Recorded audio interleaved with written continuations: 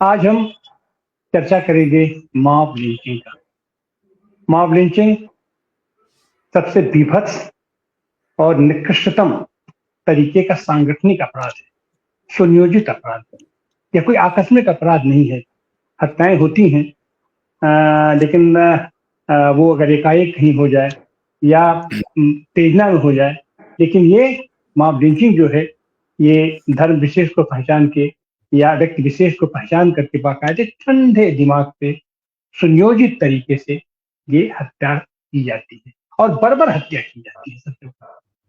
और उसके साथ ये तब और विभत्स रूप ले लेता है जब साफ दिखाई पड़ता है कि इसे सत्ता का संरक्षण है। हालांकि सुप्रीम कोर्ट भी बार बार कहती रही है, कि स्पीच के लिए निर्देश जारी करती रही है, अपना दुख व्यक्त करती रही है, डायरेक्शन देती रही है, लेकिन सत्ता पक्ष अगर उस पर कार्रवाई न करे और सत्ता पक्ष तो जाहिर सी बात है लगता है कि इसको संरक्षण दिया जा रहा है, ये स्थिति दुखद हो जाती है। कभी तात्कालिक रूप से पिछले दिनों हमने देखा अखलाक की हत्या हुई, पहलू की हत्या हुई, और आज की तारीख तक उसके हत्यारों पर कोई दंड उनको नहीं दिया जा सका, नहीं दिया गया, या यूं कहें कि अब तो उनके मुकदमे वापस लिए जा रहे हैं। ऐसे जो अपराधी हैं, जो आरोपी हैं, उनको तत्काल जमानत देकर के बाहर निकाल करके फूल मालाओं से लाद दिया जाता है। ऐसी हालत में हमारा देश, जो बुद्ध का देश कहा जाता है, गांधी का देश कहा जाता है, इससे ज्यादा विभत्स और इससे ज्यादा निंदनीय और इससे ज्यादा अपराध हो तो और कोई हो नहीं सकता है। अभी तात्कालिक रूप से घटना घटी है बिहार के नवादा। वहाँ जिस तरीके से अतहर को वहां पूछ करके, उसके कपड़े उतार करके, उसके हाथ, उसकी उंगलियां तोड़ी गई, उसके बाद घसीटा गया, उसके बाद पेट्रोल डाला गया और पूरी छत बिछत कर दिया गया उसको, जिस तरह दुर्गत की गई, यह किसी भी मानवता के लिए, मानवीयता के लिए नितांत शर्मनाक और दर्दनाक है। आज हम इसी बात पर चर्चा करेंगे। हमारे साथ जुड़े हैं गुरु नानक देव विश्वविद्यालय में राजनीति के प्रोफेसर जगरूप सिंह सैखो जी। सैखो जी, आपका स्वागत है। हमारे साथ जुड़े हैं डॉक्टर सलीम, जो मुंबई से आते हैं, राजनीति विश्लेषक हैं। आपका भी स्वागत है सलीम साहब। और हमारे साथ जुड़े हैं दिल्ली से वरिष्ठ पत्रकार प्रोफेसर शिवाजी सरकार। आपका भी सरकार साहब स्वागत है। और हमारे साथ मानवाधिकार कार्यकर्ता, मानवाधिकार जन निगरानी समिति की संस्थापक श्रुति नागवंशी। श्रुति नागवंशी, आपका भी स्वागत है आपके पास। ये सलीम साहब, इसका जो समाधान होना चाहिए, निकालना चाहिए, फास्ट ट्रैक हो, उसके उनके मुकदमों की सुनवाई हो, लेकिन यहाँ तो सीधे सीधे उपेक्षा कर दी जाती है, जैसे बिल्कुल आंख बंद कर लो, मुंह दो, वहां कतो कुछ नहीं, कहीं कुछ हुआ ही नहीं। तो आखिर ऐसी हालत में हम इसके समाधान पर कैसे बढ़ पाएंगे? अनम्यूट कीजिए, अनम्यूट कर लीजिए जी। डॉक्टर साहब, समाधान तो बाद में होगा, पहले कारण जानिए। अगर कारण नहीं होगा, बीमारी का पता नहीं लगेगा, तो दवाई नहीं हो सकती। आपने ये कहा कि गांधी और गौतम बुद्ध का देश, गांधी और गौतम बुद्ध का देश था, अब ये सावरकर और गोलवालकर का देश है। तो आप जो है वो काल्पनिक दुनिया से निकलिए और हकीकत की दुनिया में आइए। दूसरी बात, अभी सरकार साहब कह रहे थे कि हुकूमत जो है वो सबको एक जैसे देखती है। तो एक जैसे देखती है तो एक का दुकान तोड़ दिया, और वो जो दुकान तोड़ा गया तो उसमें ये भेदभाव नहीं किया गया, हिंदू मुसलमान सबकी दुकान तोड़ दी गई। लेकिन मॉब लिंचिंग के वक्त तो भेदभाव किया गया ना, तो एक जैसे तो नहीं देखा। दुकान तोड़ते वक्त फर्क नहीं किया, लेकिन मॉब लिंचिंग करते वक्त फर्क किया गया। इससे पहले धर्म की बुनियाद पर जो आतंक हुआ पहलगाम में, तो उसके जवाब में तो ऑपरेशन सिंदूर हो गया। हमारे जहाज उड़ के जाके वहां इस्लामाबाद पे और लाहौर पे और बालाकोट में और कहां कहां जाके क्या क्या करके आ गए। और सबसे ज्यादा चर्चा ये थी कि लोगों से पूछा गया है कलमा पढ़ो, कलमा जिनको नहीं पढ़ने आया उनको मार दिया गया, धर्म की बुनियाद पे किया गया, इसलिए ये सब ऑपरेशन सिंदूर हुआ। सवाल ये है कि अतहर हुसैन ने क्या अपना धर्म छुपाया? क्या उसने अपना नाम आनंद तिवारी बताया और आपको यह शक हुआ कि यह आनंद तिवारी नहीं है तो आपने पतलून खोल के उसको कंफर्म किया? अगर ऐसा हुआ होता तो भी एक बात थी। वो आदमी उस इलाके में कपड़े बेचता था, उस मोहल्ले का बच्चा बच्चा जानता था कि वो अतहर हुसैन है। उसको गुंडों ने पकड़ा, उसे पूछा तुम्हारा नाम क्या है, तो उसने कहा मेरा नाम अतहर हुसैन है। अब सवाल ये है कि जब वो कह रहा है कि मैं अतहर हुसैन हूं तो आप उसकी पतलून क्यों खोल रहे हैं? आप उसका नाखून क्यों उखाड़ रहे हैं? आप उसकी पसलियां क्यों तोड़ रहे हैं? आप उसके हाथ पे आग क्यों लगा रहे हैं? क्या पहलगाम में यह हुआ था? ऐसे टॉर्चर किया गया था? और जिन लोगों ने किया उनके साथ सरकार ने क्या किया? सरकार ने 1 महीने बाद जो है वो ये कहा कि ऑपरेशन महादेव के तहत हमने उन सबको मार दिया। दिल्ली में धमाके हुए, अभी इन्वेस्टिगेशन पूरा भी नहीं हुआ, आपने जाके उनके घरों को उड़ा दिया।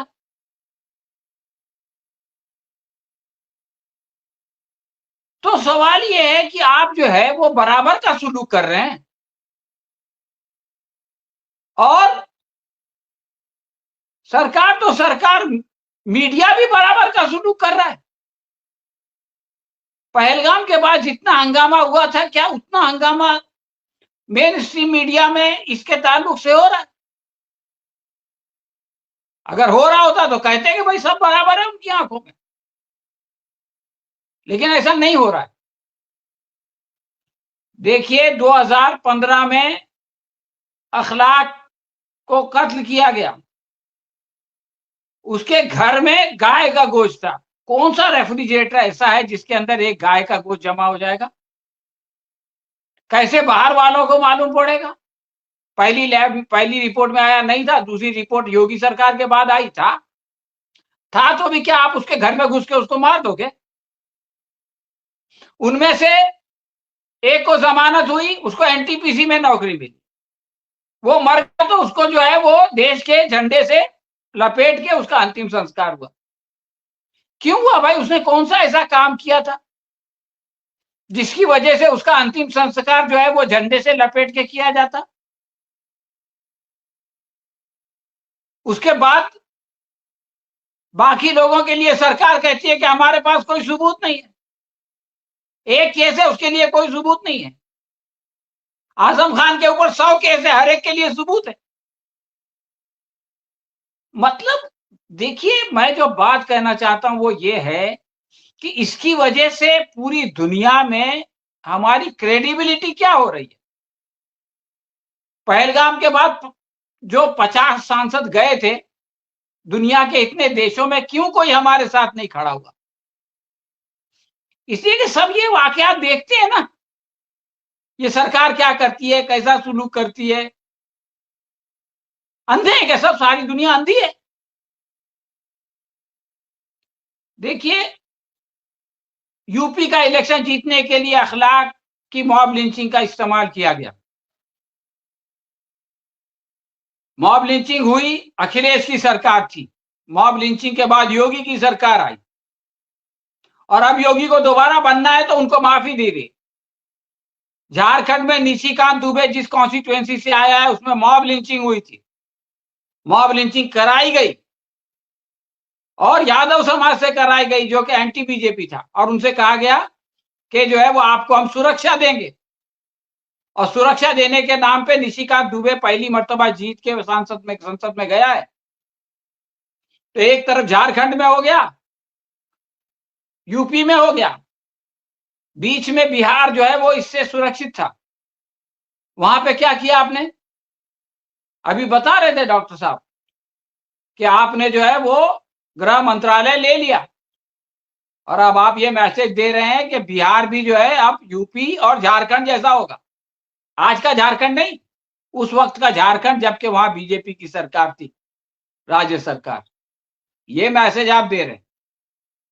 एक एक मंत्री, ये जो इतने बड़े बड़े प्रधानमंत्री पहलगाम पे इतना बोले, गृह मंत्री इतना बोले, इनके मुंह से एक शब्द निकला कि ये जो क्रूरता है ये गलत है? सम्राट चौधरी के मुंह से निकला, नीतीश कुमार के मुंह से निकला। ये बराबर का सुलूक? कौन सा बराबर का सुलूक है? देखिए, मैं एक बात कहना चाहता हूं कि आप जो है वो दीवार से मत लगाइए। मैं हिंसा की बात नहीं करता हूं, लेकिन हर चीज की एक हद होती है। बिल्ली को अगर आप दरवाजा बंद करके मारोगे तो वो आप पे झपटेगी, फिर मत रोना, फिर मत चिल्लाना। जी जब आप लोगों को ये मजबूर कर दोगे कि अब हमारे लिए कोई रास्ता नहीं है, तो वो फिर कोई ना कोई रास्ता निकालेंगे, बोलेंगे ठीक है जो होता है हो। जी तो सर। इस लेवल तक जो है वो नहीं जाना चाहिए। और मैं ये समझता हूं कि अनेक कारण हो सकते हैं, लेकिन जब उन अनेक कारणों के बात हम करते हैं तो ये क्रूरता जो है ना वो कहीं ना कहीं डाइल्यूट हो जाती है। आप ये अभी शुरू में पहली हमारी जो वक्ता थी उन्होंने बताया कि जो अनपढ़ जाहिल लोग होते हैं बेचारे, जिनके पास कोई काम नहीं होता, ये करते हैं, उनसे ये काम करवाया जाता है। करवाया जाता है। आज एक को सजा दो, 100 साल तक नहीं होगा ये काम। लेकिन जब उनको मालूम है कि हमारा कुछ नहीं बिगड़ेगा, उल्टा हमको हमारा फायदा होगा, उल्टा हमको सम्मान मिलेगा, तो वो ये करते हैं। तो भाई, सरकार का काम है सुरक्षा देना, सरकार का काम है संवेदना व्यक्त करना, सरकार का काम है मुजरिमों को पकड़ना, सरकार का काम है उनको सजा देना। अगर सरकार इसके विपरीत करेगी तो फिर ये कि उसका परिणाम भी विपरीत ही होगा। शुक्रिया। जी सर, अगर न्याय मिलता हुआ न दिखाई पड़े तो जाहिर सी बात है कि वो जनता के आक्रोश को कहीं न कहीं तो उसको रास्ता निकालना पड़ेगा। सिवाय सरकार से कुंठाग्रस्त इसको बनाया जा रहा है, अवसादग्रस्त बनाया जा रहा है, सबको मनोविकार से पीड़ित कर दिया जा रहा है, और उसका एकमात्र पर्पज है कि चंद लोगों में उत्साह भर के उन सारे लोगों को अवसादग्रस्त करके वो सारी पूंजी, सारी संपदा किसी व्यक्ति विशेष, किसी ये वर्ग विशेष के हाथ में, उनकी तिजोरियों में इसको भर दिया जाए। और ये निहायत गलत हो रहा है। और हमारी न्यायपालिका भी खास करके हम एकमात्र अगर कोई संस्था बची है और थोड़ी बहुत उम्मीद उससे बची है तो अपनी न्यायपालिका है अपना, क्योंकि जितनी संवैधानिक संस्थाएं हैं आप उठा करके देखिए, सब के सब आनुषंगिक संगठन हो गए हैं सत्तारूढ़ दल की आज की तारीख में। लेकिन न्यायपालिका से अभी भी उम्मीद बची है। लेकिन अब न्यायपालिका कितना कर पाती है, क्या कर पाती है, और ऐसे जो भी केसेस आते हैं उनके ऊपर अगर तात्कालिक रूप से फास्ट ट्रैक बना करके और उसके ऊपर फास्ट तरीके से एक्शन लेकर के उसका विश्लेषण करके जब तक अपराधियों को दंडित नहीं किया जाएगा तब तक कुछ नहीं होगा। जी नहीं, सलीम साहब आप कुछ कहना चाह रहे हैं अंतिम टिप्पणी? सलीम साहब अनम्यूट कर दीजिए। देखिए, मैं समझता हूं कि सत्ता की ये मजबूरी है, उनको इलेक्शन लड़ना पड़ता है, लेकिन न्यायपालिका की ये मजबूरी नहीं है, उनको इलेक्शन नहीं लड़ना पड़ता। तो वो इसको बैलेंस कर सकते हैं। जैसे हमारे गृह राज्य मंत्री थे, उनके बेटे ने दिन दहाड़े पुलिस वालों को किसानों के ऊपर गाड़ी चढ़ा दी, यानी इसके बेशुमार सबूत मौजूद है। उन्होंने कहा कि भाई अगर मेरे बेटे के खिलाफ एक भी बात साबित होगी तो मैं हमेशा के लिए राजनीति छोड़ दूंगा। उसके बाद उनको, उसके बेटे को गिरफ्तार किया गया। इसका मतलब है कि वो बात एविडेंस था सब पुलिस के पास, जबकि डबल इंजन सरकार है, उन्होंने तो कोई राजनीति छोड़ी नहीं। लेकिन उसके बेटे को न्यायालय ने जमानत दे दी। यानी दिन दहाड़े जो सिर्फ अपनी दबंगाई दिखाने के लिए किसानों के ऊपर, यानी हमारे यहाँ हमारे इलाके में आपने हिम्मत कैसे की आंदोलन चलाने की, ये दिखाने के लिए जो आदमी गाड़ी चढ़ा देता है उसको भी न्यायालय जमानत दे देता है, लेकिन संजीव भट्ट को नहीं देता, लेकिन उमर खालिद को नहीं देता। तो ये काम न्यायपालिका कर सकती कि भाई ये आदमी दंगों के दरमियान दिल्ली में नहीं था, इसको जो है वो जमानत दे रहे हैं हम इस वजह से, या संजीव भट्ट का अभी फैसला नहीं हुआ है और उसको जो है वो सशस्त्र कारावास है तो उसको इसमें से छूट दी जाए।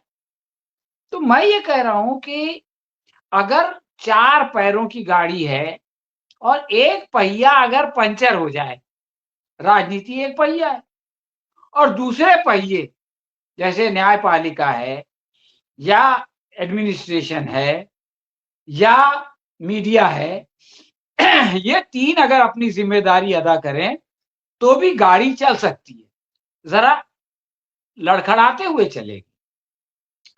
लेकिन अगर चारों पहिए पंचर हो जाएं तो गाड़ी कैसे चलेगी भाई? तो मैं ये समझ रहा हूं कि सत्ता या सरकार जो भी करती है, अगर हम ये सोचे कि वो उसकी मजबूरी है, वो यही करेगी, ये लोग इसी संस्कार से आए हैं, इनको जो है वो शाखाओं में यही सिखाया गया है, लेकिन कम से कम बाकी लोग अपनी जिम्मेदारी अदा करें तो इसकी वजह से जो बुरा असर पड़ रहा है समाज के ऊपर और जो हमारी अंतर्राष्ट्रीय छवि के ऊपर, उस बुरे असर को कम से कम ज़ाइल किया जा सकता है, कम से कम उसको कम किया जा सकता है। और अगर सजा देने लगे तो मैं बोलता हूं अगर एक बार ये लोग को सजा मिले, सिर्फ एक पहलू खान के मामले में सजा हुई थी इसलिए कि एनडीटीवी ने उसको परस्यू किया था, लेकिन उसके बाद एनडीटीवी चला गया अडानी के पास, तो अब तो परस्यू करने वाले भी नहीं रहे।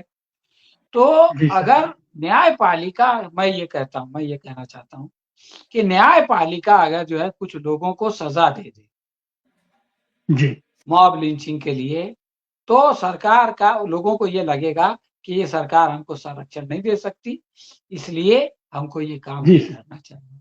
तो ये एक उम्मीद की किरण है। अब ये उम्मीद की किरण कितनी प्रभावशाली होगी ये मैं नहीं जानता, लेकिन वहां है। आनंद जी, मैं सिर्फ एक चीज कह के खत्म करना चाहता हूँ।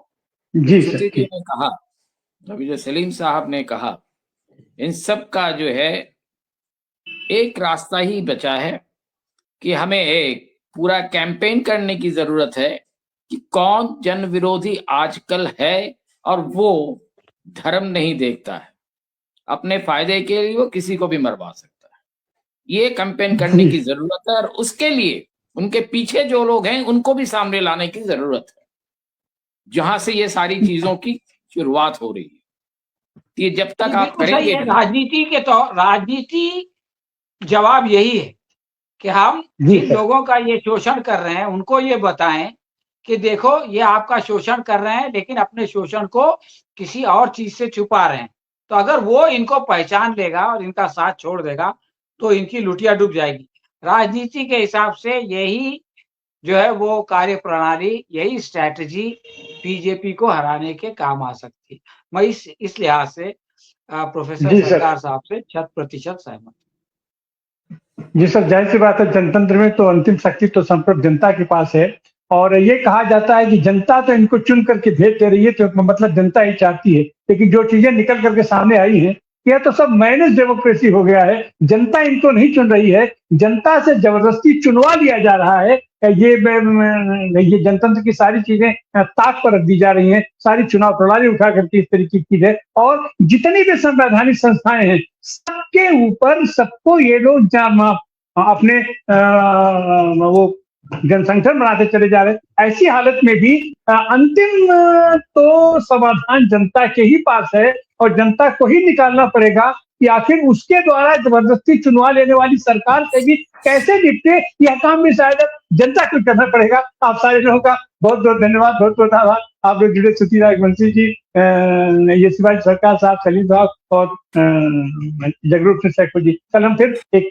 नई मैं नए विषय के साथ